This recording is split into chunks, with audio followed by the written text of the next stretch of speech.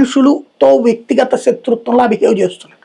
తెలంగాణలోనే అదే జరుగుతుంది, ఆంధ్రాలో జరుగుతుంది. 2014 రాష్ట్ర విభజన తర్వాత 2 రాష్ట్రాల్లో కూడా ఒక ప్రతీకార రాజకీయాలు నడుస్తున్నాయి తప్పించి, అరే మన ఇద్దరం ప్రత్యర్థులం రాజకీయ ప్రత్యర్థులను తప్పించి రాజకీయ శత్రువులం కాదనే ఆలోచన పోయింది. అవతలోని చంపేయాలి, అవతలోని నాశనం చేసేయాలి. మనకు వ్యతిరేకంగా మాట్లాడేవారు బతకూడదు, లేదా వాడు అట్లా అమ్ముడుపోయాడని చెప్పాలి, వాడి మీద దుష్ప్రచారం చేయాలి, వాళ్ళని వ్యక్తిగతంగా దూషించాలి. ఇది అన్ని పార్టీల్లో ఉంటుంది. వైసీపీ అధికారంలో ఉన్నప్పుడు వైసీపీలో ఉంటుంది, తెలుగుదేశం అధికారంలో ఉంటుంది తెలుగుదేశంలో, ప్రతిపక్షంలో అదే జరుగుతుంది. ఇప్పుడు ఫర్ ఎగ్జాంపుల్ మనం ఇవాళ ఈ అంశంలో మనం ప్రస్తావించాం, మనం అర్జెంట్గా ఇప్పుడు తెలుగుదేశానికి అమ్ముడుపోతాం. ఇలాంటి దిక్కుమాలిన ధోరణి కాకుండా ఇదొకటి.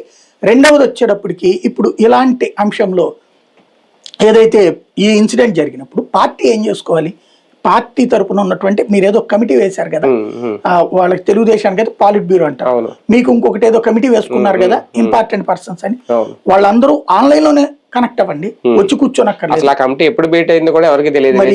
కూర్చుని అంటే అప్పుడప్పుడు జగన్ వచ్చి నెలకోసారి 2 నెలలకోసారి మీటింగ్ అవుతున్నాడు.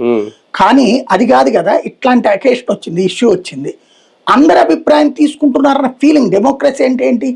ప్రజాభిప్రాయం, మన నాయకులు అందరి అభిప్రాయం.